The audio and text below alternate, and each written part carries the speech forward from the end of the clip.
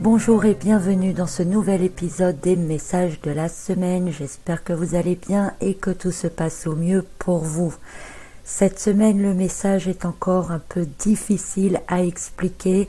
Je vais essayer de faire au plus simple et au plus compréhensible possible pour tous, évidemment.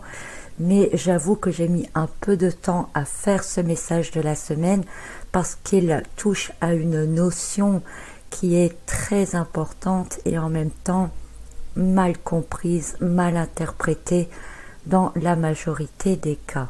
Alors, je m'appuie cette semaine sur la lame 39 du jeu de votre destin qui s'appelle le féminin. Je suis partie de cette lame-là et encore une fois, je suis partie assez loin dans mes explications, vous allez voir.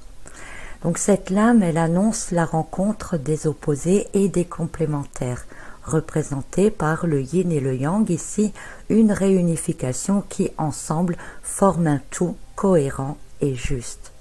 Cet indice nous rappelle que tout est logiquement équilibré et qu'il faut savoir accepter les deux côtés des choses comme faisant partie d'un tout. On ne peut pas accepter l'un et rejeter l'autre, sinon on se place dans une sorte de déni ou de rejet et nous créons alors des déséquilibres. Et cela est valable pour tout, y compris pour vous-même. Acceptez-vous comme vous êtes, dit cette carte. D'ailleurs, être dans l'acceptation de quelque chose et être dans le refus ou le déni d'une partie de certaines choses, c'est simplement faire intervenir le côté émotionnel avec son propre degré de perception. Ainsi, pour une même chose, on peut en accepter certaines parties et en rejeter d'autres parties, et c'est ça qui crée un déséquilibre. Les énergies de cette semaine pourraient mettre votre côté féminin, sensible, intuitif et émotif en avant. Ces énergies douces au départ peuvent rapidement se transformer en traversée du désert selon ce qui est vécu. Comme nous en parlions précédemment, il est important de gérer de plus en plus vos émotions en les transformant. Vous seul êtes responsable de ce que vous émettez. Quant à ce qui est reçu, c'est reçu. Le chakra du cœur perçoit tout, que vous le vouliez ou non. Ainsi, ne pas accepter certaines parties, certaines choses et en accepter d'autres, vous fait fermer quelque part ce chakra ou le limiter qu'à une moitié des émotions. Et cela n'est pas la solution. Je vous ai dit que cela créait un déséquilibre. Cela vous rend incomplet. Et quelque part, vous sentez qu'il y a quelque chose d'incohérent en vous. Car comme nous l'avions vu, vous bloquez alors automatiquement les énergies aussi en vous. Votre pouvoir du cœur et de transformation doit se mettre en route avec amour, compréhension et sensibilité. Et il n'en tient alors qu'à vous, de la nature de ce qui ressort de votre être. Car vous êtes créateur, c'est vous le centre de transformation. Vous êtes donc bien responsable de ce que vous émettez, même si vous n'êtes pas responsable de ce que vous recevez. Il faut de plus en plus prendre conscience de ce pouvoir. Ce n'est pas quelque chose d'utopique, mais bien réel. Beaucoup de choses se passent dans l'énergétique. Pour la plupart d'entre nous, pour ne pas dire tout le monde, ce pouvoir nous l'utilisons tous les jours, sans forcément nous en rendre compte. Il est également manipulé à souhait, contre votre gré, votre volonté ou encore à votre insu, et vous-même l'utilisez la plupart du temps vers ce qui vous arrange. Si vous ne prêtez pas attention aux émotions, aux vibrations qui sont propagées autour de vous, alors vous êtes créateur inconscient. Car bien souvent nous exprimons et donc créons pleinement le résultat de ce qui est perçu. À votre tour, vous propagez alors ces vibrations dans le monde concret. Rappelez-vous, je vous ai dit que si vous réagissiez trop rapidement aux émotions, ce qui ressort de vous est alors l'expression directe de ce qui est ressenti. Encore une fois, j'ai l'impression de me répéter, mais c'est très important et parfois certains ont besoin d'explications différentes pour comprendre. Ainsi, la rencontre des complémentaires et des opposés nous signale ici que tout est important et que tout est complet, que tout possède plusieurs facettes et que ce qui est, est. Nous devons accepter ce qui est pour ne pas bloquer notre chakra du cœur et garder l'accès à notre esprit intelligent ainsi qu'à notre capacité d'action juste. Mais je vais donc aller plus loin maintenant dans ce message pour cette semaine, parce que beaucoup se disent « Ah non, moi je ne peux pas tout accepter ». Et c'est vrai, cela fait une dissonance en vous, et c'est normal. Je dirais même que votre réaction est saine, mais elle est saine à partir du moment où elle n'est pas liée à votre émotionnel. Si vous pensez que vous ne pouvez pas accepter certaines choses parce qu'elles vous blessent, vous indignent, etc., alors c'est lié à l'émotionnel et vos réactions produisent une énergie quelque part, on peut dire de révolte, liée finalement à un consentement que vous accordez de trouver cela blessant, humiliant ou indigne.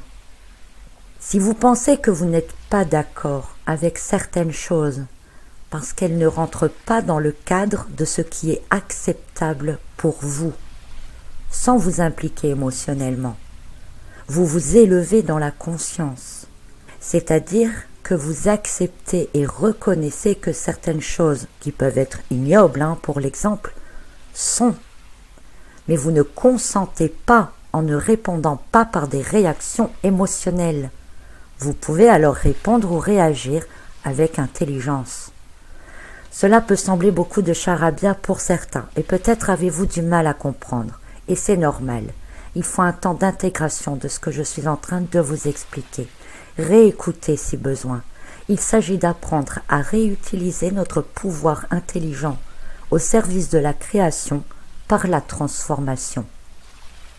À la base, les émotions sont là pour nous permettre de nous guider sur ce qui est bon ou pas. Elles ne sont pas là pour malmener notre vie à tout bout de champ, et encore moins prendre le contrôle de nous-mêmes. Les émotions sont issues d'expériences vécues. Elles vous renseignent sur la nature de l'expérience en vous transmettant des vibrations. Et vous en tirez des leçons et des conclusions qui vous permettent de vivre dans le monde physique. Alors comment transformer de manière intelligente? Par le cœur, puisque c'est d'abord perçu par le cœur. Et là, je suis conduite vers la notion d'amour inconditionnel. Ouh là là, certains doivent se dire « Oh là là, ça y est, New Age, idéologie, monde des bisounours, vite, je me sauve !» Non, justement, si je suis conduite à vous en parler, c'est pour éviter tout cela. Je ne suis pas là pour vous entraîner dans différents bacs à sable, vous le savez bien, je vous l'ai déjà dit. Et puis sérieusement, vous n'avez pas besoin de moi pour cela, vous savez très bien le faire tout seul. J'ai une question pour vous. Qu'est-ce que l'amour inconditionnel ? Allez, je vous laisse 10 secondes. Qu'est-ce que l'amour inconditionnel ? Alors certains répondent simplement, c'est aimer profondément, aimer quoi qu'il arrive, aimer sans condition, aimer sans rien attendre en retour, savoir pardonner quoi qu'il se passe. Je ne juge pas, vous avez compris ma démarche. Mais là, franchement, écoutez-vous. Si vous avez répondu une phrase qui ressemble à l'une de celles que je viens de vous dire, alors vous seriez les premiers à dire « Oh là là, non, surtout pas de New Age ». Et puis en parallèle, les définitions que vous donnez sont totalement hippies. Alors je vais vous livrer ici ma vision de l'amour inconditionnel. Elle reste bien sûr la mienne, mais peut-être deviendra-t-elle la vôtre également. La vision que j'ai peut vous aider à sortir de l'influence compulsive des émotions. Dans la vision générale de l'amour inconditionnel, par les petites phrases que je vous ai citées précédemment, il y a un énorme hic. Un hic qui est une confusion mentale importante liée au langage. Rappelez-vous l'importance du langage, je vous en ai parlé longuement. Et cette confusion, elle est liée aux émotions. C'est le mot amour.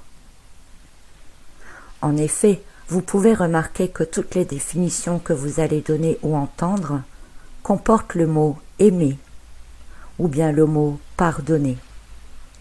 Le mot aimer, avec son lot de dualité, de possession, de jalousie, de partage, du besoin de combler des désirs, de devoir trouver l'âme sœur, d'agir par amour, son lot d'ambiguïté, etc., etc.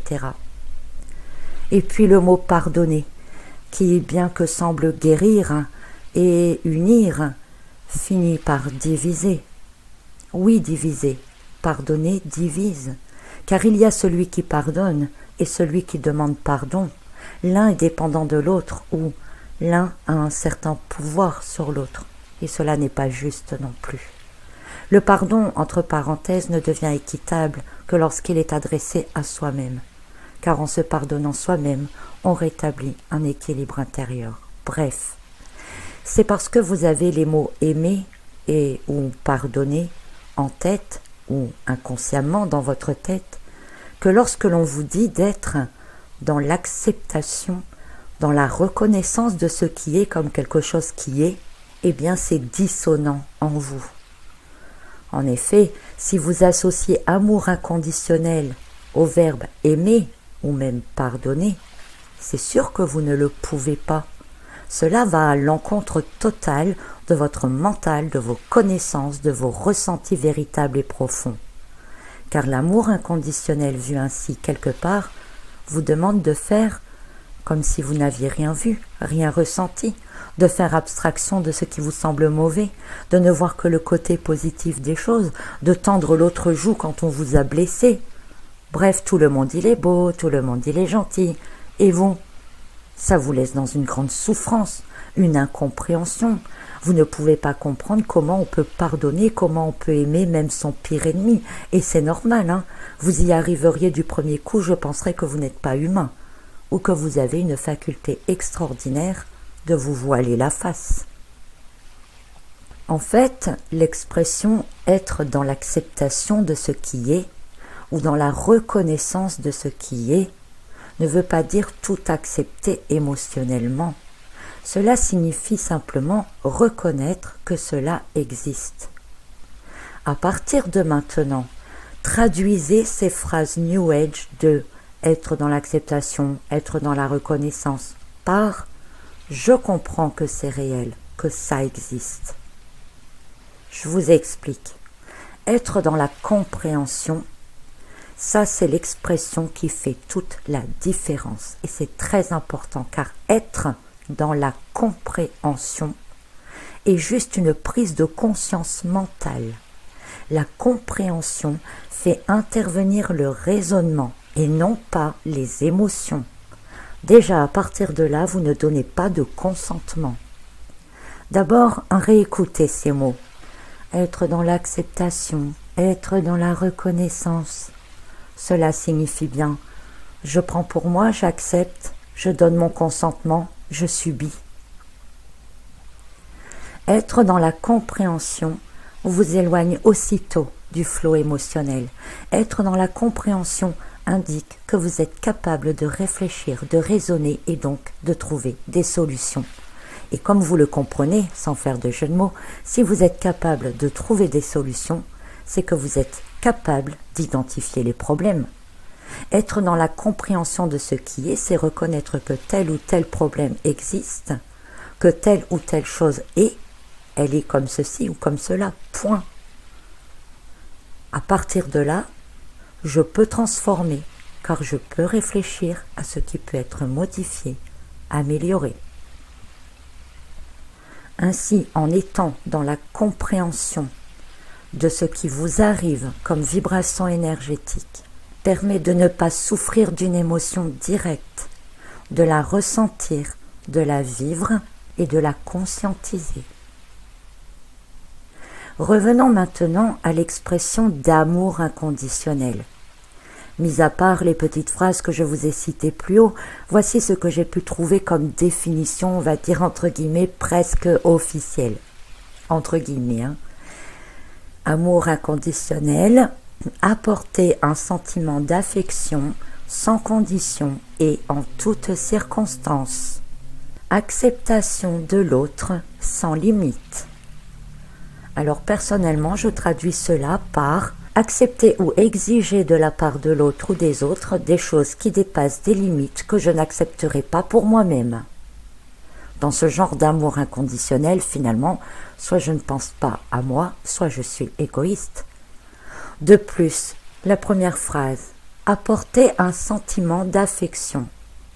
On ne précise pas la nature de l'affection. L'affection est un mot qui peut être défini comme une émotion, mais qui a aussi un synonyme signifiant la maladie. Et vous le connaissez tous ce mot, j'ai une affection. Alors maintenant, cela est inconscient. Quand on vous parle d'amour inconditionnel, apporter un sentiment d'affection, le côté maladie du mot affection n'est pas conscient, n'est pas dans votre mental, mais il est dans votre connaissance profonde, qui est alors inconsciente, puisqu'on est en train de vous parler d'autre chose. Alors imaginez maintenant la même phrase, mais avec le mot affection, non pas défini comme une émotion, mais défini comme une maladie. Cela nous donne ceci, apporter un sentiment d'affection, c'est-à-dire propager un sentiment maladif, contagieux, sans condition et en toutes circonstances. Alors associer cela à la suite, acceptation de l'autre sans limite, eh ben on est mal barré. Ça veut dire qu'on accepte tout ce qui est maladif, contagieux, sans limite, que ce soit nous qui le donnions ou que ce soit nous qui le recevions. Je vous ai dit que le pouvoir des mots était très important. Rappelez-vous. Alors, mon but n'est pas de vous faire peur ni quoi que ce soit, restons lucides et intelligents, nous ne pouvons accepter, c'est sûr, ce genre de définition toute faite et hyper mal employée. Rien qu'avec ces deux définitions, je rejoins l'avis de Carl Rogers, psychologue américain, qui montre la déviance dans la compréhension de ce qu'est l'amour inconditionnel, devenu en fait une acceptation inconditionnelle. Il a remplacé le mot amour par le mot acceptation. Et en fait, cette notion d'acceptation inconditionnelle, dissimulée dans le mot d'amour inconditionnel, est ce qui est véhiculé majoritairement dans le New Age ou dans la manière dont nous interprétons cette expression de manière courante. Et cette déviation, eh bien vous la connaissez tous, c'est accepte les choses, aime-t-on, pardonne, continue d'aimer comme si ça n'existait pas. La notion d'intégrité et de complémentarité, elle n'est même plus là. Le prétexte de l'amour inconditionnel, dans le sens finalement d'acceptation inconditionnelle, vous place dans la non-prise de responsabilité, dans le déni, dans l'exclusion même. Selon comment vous vous positionnez, vous n'êtes finalement plus sur un pied d'égalité avec l'autre ou les autres. Et en étant dans l'acceptation inconditionnelle, vous pouvez soit vous sentir supérieur à l'autre, et vous vous permettez alors quelque part d'écraser l'autre en étant dans l'ignorance de ce que vous êtes en train de faire, ou alors vous êtes vous-même dans l'attente de quelque chose, une connaissance, une reconnaissance, qu'on vous comble un besoin, vous attendez un sauveur, etc.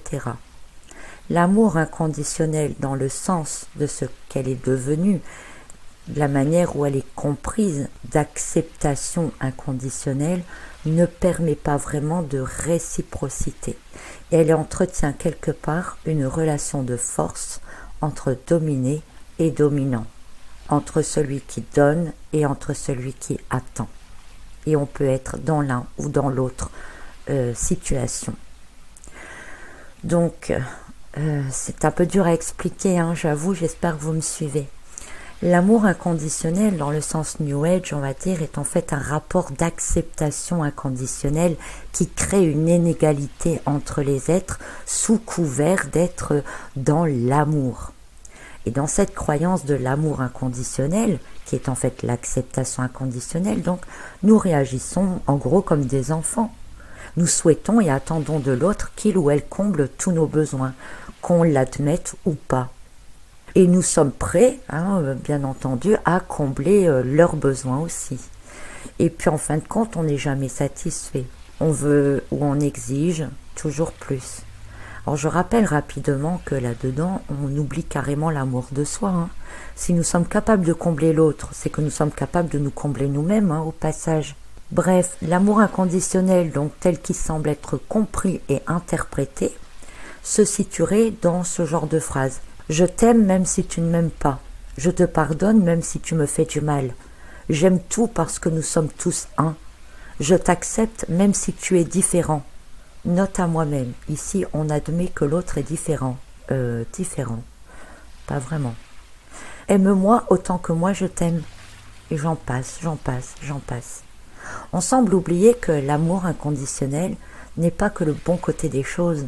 Aimer inconditionnellement peut parfois conduire à s'éloigner, à se quitter, à dire non, à ne pas accepter, à responsabiliser.